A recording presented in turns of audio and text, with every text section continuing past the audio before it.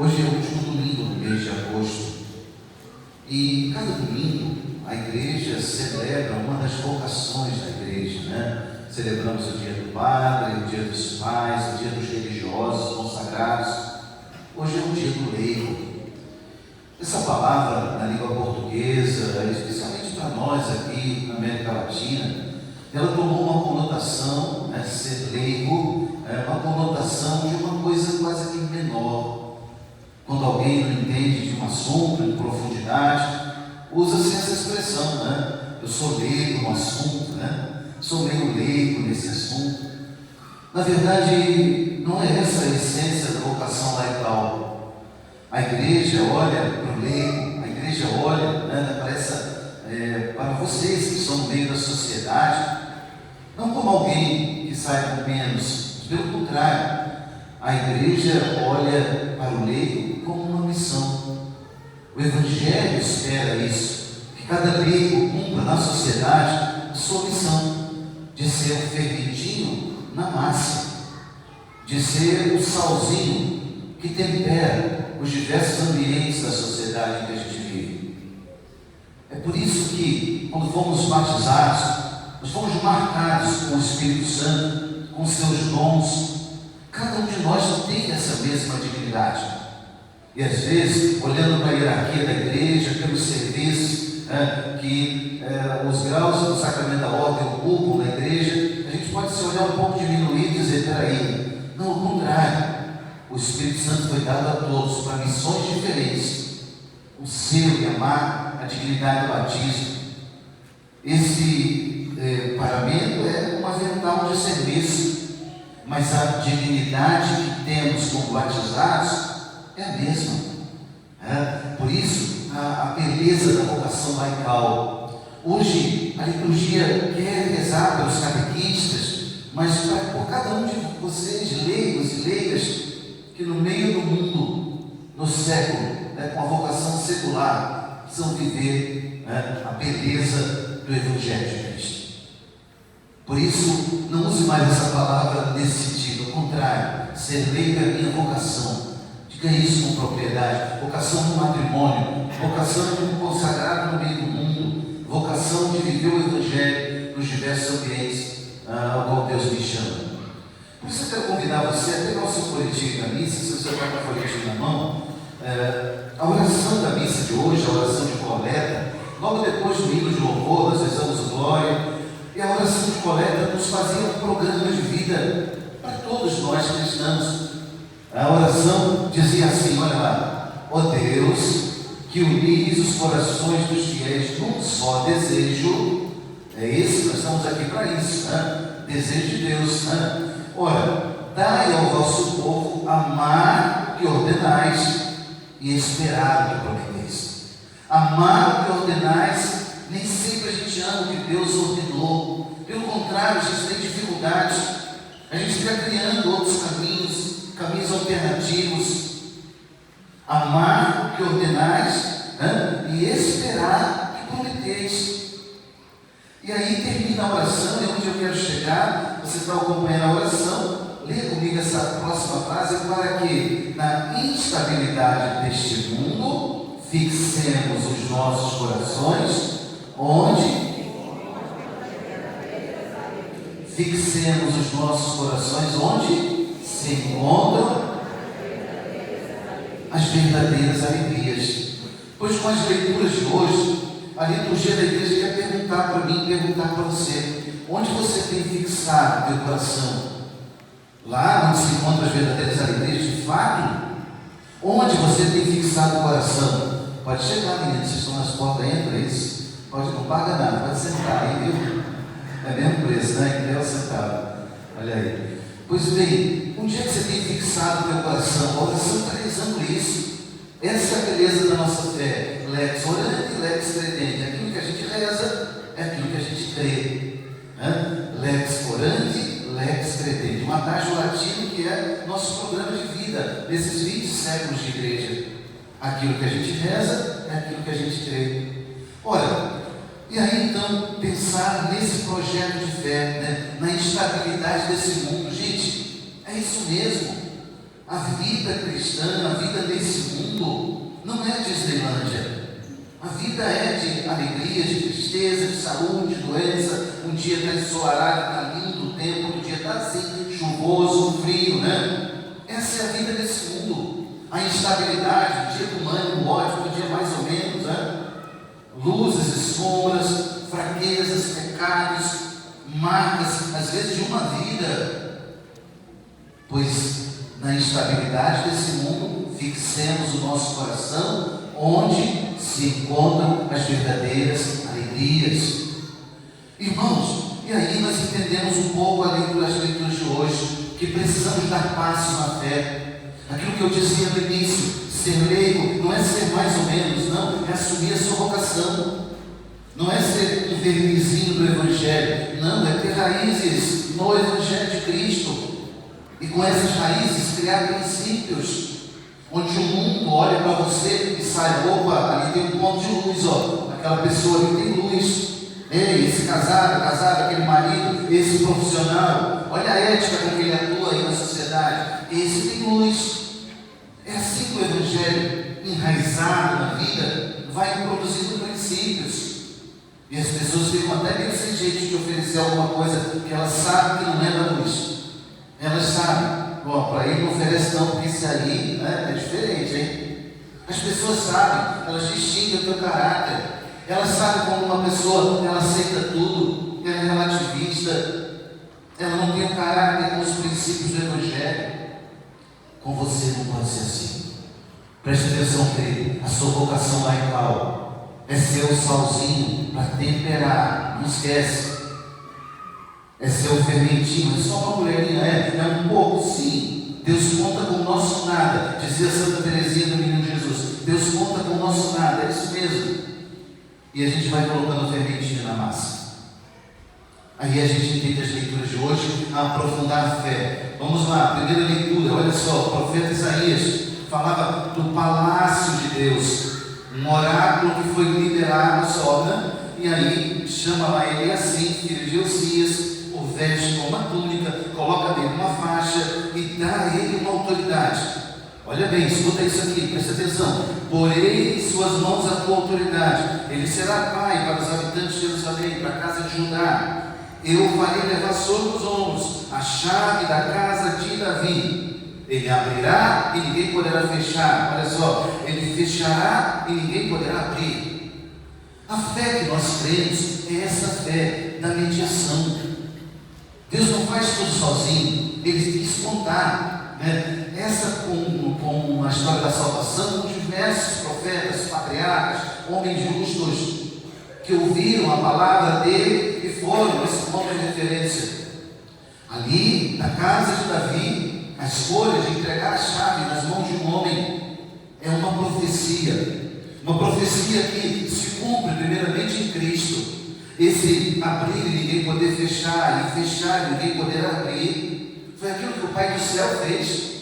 Jesus abriu para nós para sempre o acesso agora aos céus, para sempre. Essa profecia se cumpre em Cristo, mas e por extensão, por toda a igreja, para toda a igreja. E por isso Jesus no Evangelho vai entregar as chaves a Pedro. Tudo que tu ligares na terra será ligado no céu, Pedro. Tudo que desligares será desligado. O Evangelho que acabamos de ouvir. Como assim, Padre? Então quer dizer que a minha fé cristã tem que passar pela igreja? Claro! Como é que você recebeu tudo que você sabe sobre Jesus Cristo? Não teve uma chuva um dia aí, e diversos livros de autores, né, que moravam lá na eternidade, jogaram a gente na direção a conhecer Cristo. Não foi assim. Os bispos da igreja trabalharam muito nos primeiros séculos para colocar nas nossas mãos esses evangelhos. Então, hoje, numa sociedade que busca tudo de forma alternativa, digamos assim, quer buscar também um Jesus alternativo, do meu jeito, da minha forma, como eu gostaria, um Jesus que se adeque a mim. Não, gente, essa não é a fé católica. A nossa fé católica é a fé da igreja. Porque pode acontecer de você criar um Jesus na sua cabeça e no final das contas não estar seguindo Jesus nenhum, seguindo a você mesmo. A fé da igreja, a fé desses 20 séculos, a fé pela qual deram a vida os mártires, os confessores, as virgens, os santos de cada época da história. Hoje, por exemplo, Santa Mônica, né? Que mulher extraordinária, 30 anos de oração pelo seu filho Agostinho, pelo seu marido Patrício. Que dedicação de oração. Agostinho vai relatar suas lágrimas, como Agostinho escreve o livro das Confissões. Portanto, irmãos, a nossa fé em Cristo é uma fé que passa pela igreja. Às vezes a gente, de forma orgulhosa e soberba, fala: Padre, mas eu gostaria que fosse do meu jeito. Claro, é muito mais cômodo, né? Por isso, a primeira leitura de hoje, olhando essa chave, entregue a ele assim, filho de Josias, a chave da casa de Davi. Ele abrirá e ninguém poderá fechar, ele fechará e ninguém poderá abrir. A mesma palavra dita a Pedro: Pedro, as portas do inferno não vão prevalecer contra ela. Como é lindo, irmãos, entender isso. Diante dos ataques que a igreja sofre, diante das crises que a igreja passou ao longo da história, diante de maus exemplos, seja nas figueiras sagradas, ou seja nos bancos das igrejas, cristãos que foram maus testemunhos na história, e foram maus, e ainda hoje, quantos maus testemunhos temos na vida da igreja, de pessoas que envergonham o Evangelho de Cristo.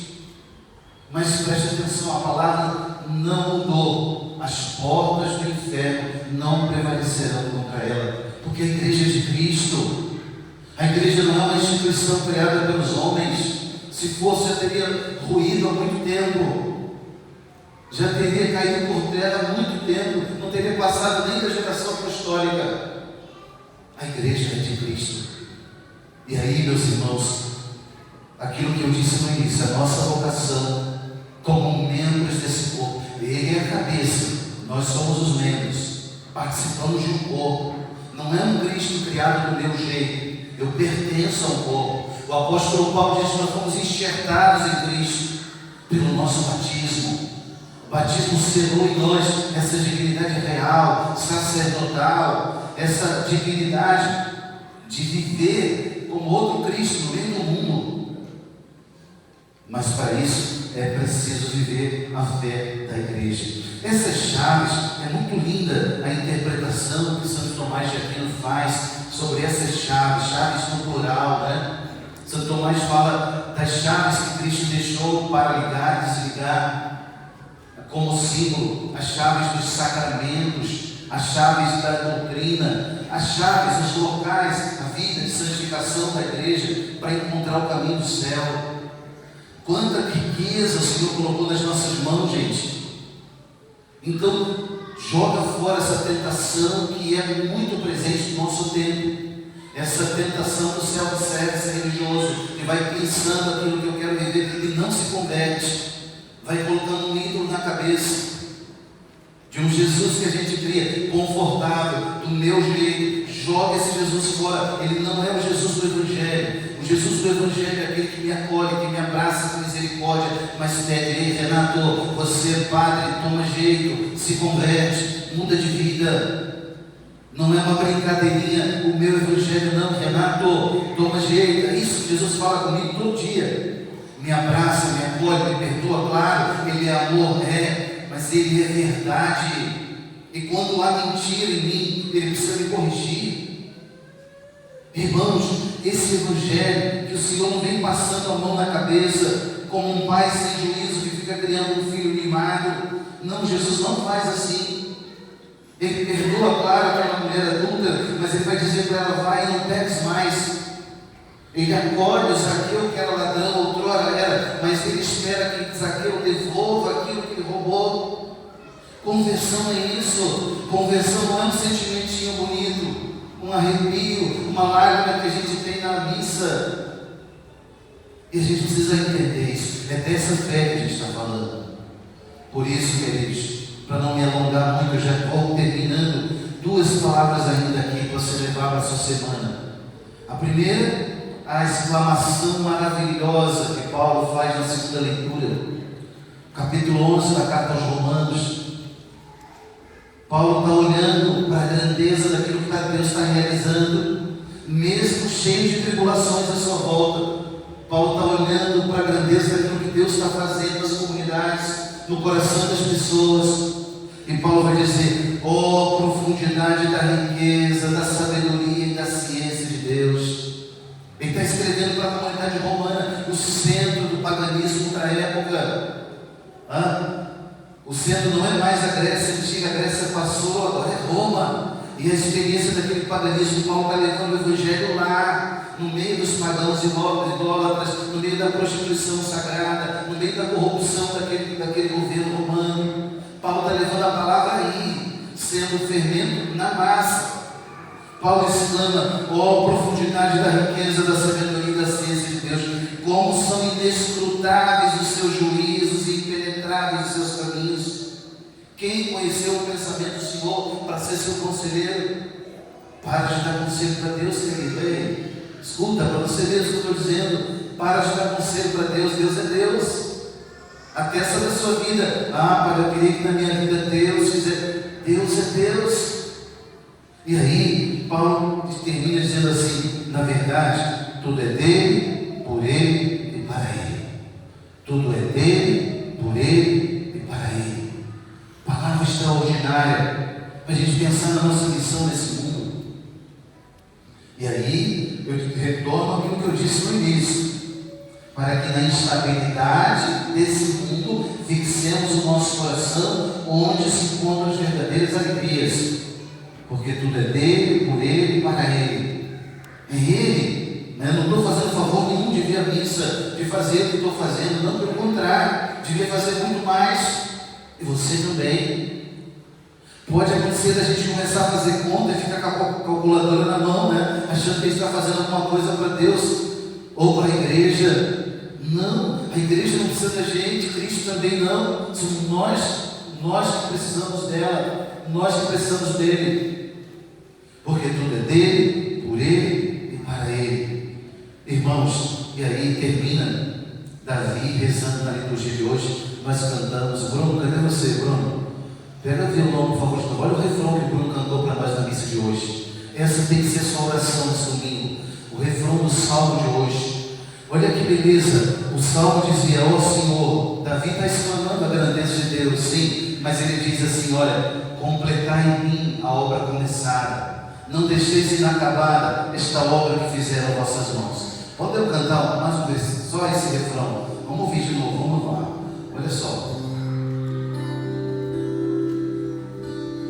Ó Senhor, vossa bondade é para sempre. Completai em mim a obra começada. Agora eu quero ouvir toda a igreja, vamos juntos. Ó Senhor. Ó Senhor, vossa bondade é para sempre. Só a sua voz vai completar. Completai em mim a obra começada. Mais uma vez, para terminar. Ó Senhor.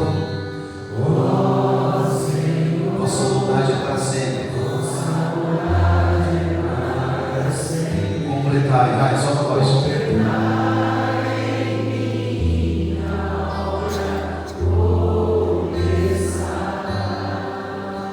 Obrigado, Bruno. Ficou lindo o coral, mas escuta bem.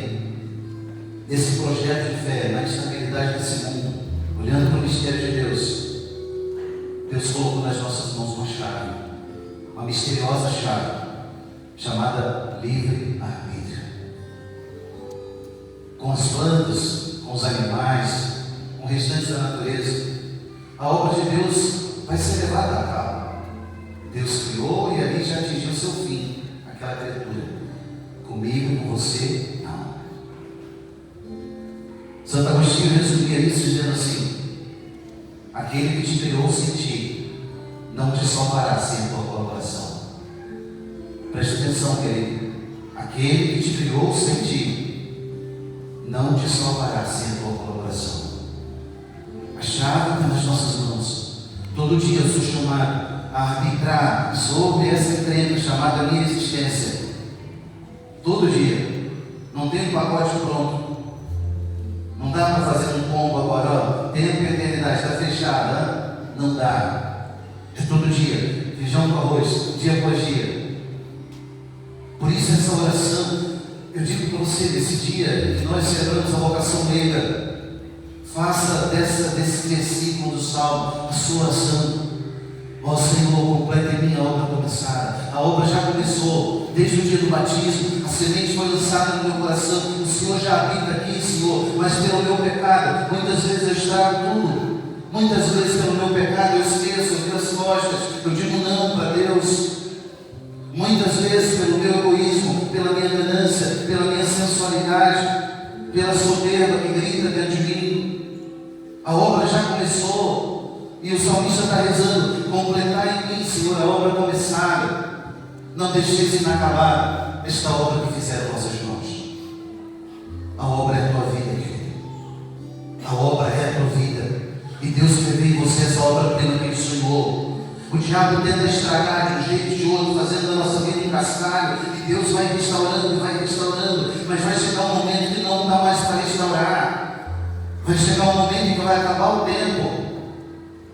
E o Senhor vai respeitar a virada de chave que nós fizemos com a nossa vida. A beleza do amor é assim. O amor deixa livre. O amor que prende não é amor, é outra coisa. O amor é assim, deixa livre. Deus faz isso conosco, nos ama tanto infinitamente, que nos deixa às vezes até estragar a nossa vida. Agora mesmo estava conversando com os meninos da Fazenda Esperança ali. Um deles me contava a história. Preso há tantos anos pelas drogas, pelo contato, pela vida no crime. Está ali vendendo hoje as coisas da Fazenda Esperança, bolo, pães, que beleza, que projeto, né? E o diabo inspirando ações terríveis no nosso Supremo Tribunal lá, para liberar drogas. 100 gramas, 220, 30. Imagina 100 somado todo dia, hein? Quanto que dá no final do mês?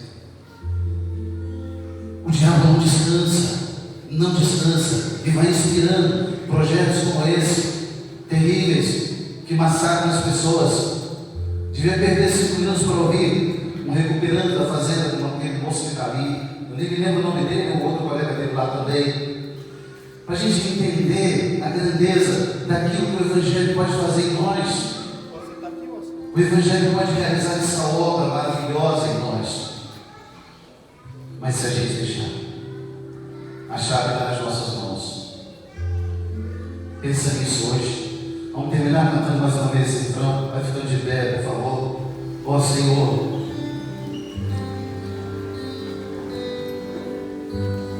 Ó Senhor, vossa bondade é para sempre. vossa bondade é para sempre. Somos sua lógica completar. Em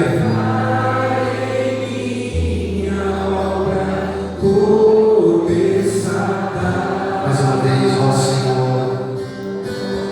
Ó Senhor, Vossa bondade é para sempre. completar em mim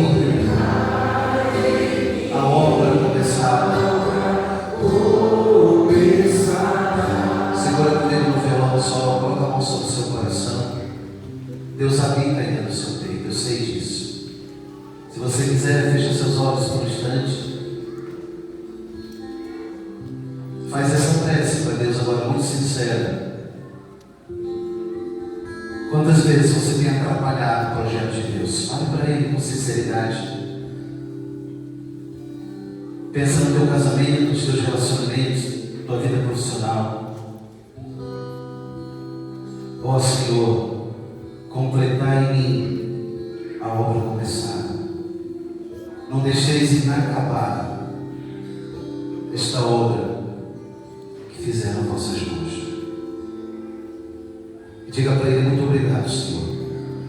Diga mesmo: muito obrigado, Senhor. Porque o Senhor não desistiu de mim. Diga para Ele: obrigado, Senhor, porque o Senhor não desistiu de mim.